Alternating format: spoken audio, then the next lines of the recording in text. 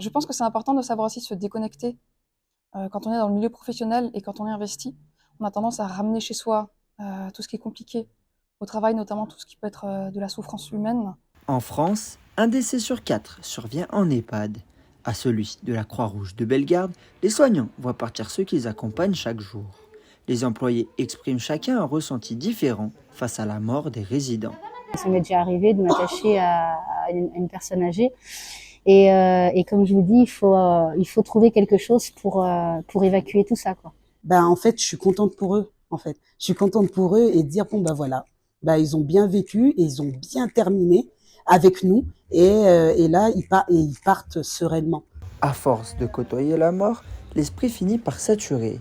Pour pallier ce problème, Sophie Ginter, psychologue de l'EHPAD, nous donne sa solution. Je pense que c'est important de savoir aussi se déconnecter.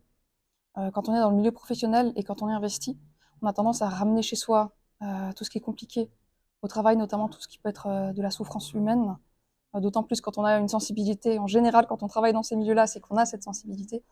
C'est important de savoir se préserver aussi soi-même et de séparer les espaces. À Bellegarde, comme ailleurs, la santé mentale des soignants est le pilier invisible des EHPAD. Dans les couloirs de la Croix-Rouge, on apprend que la déconnexion n'est pas un luxe, mais une nécessité.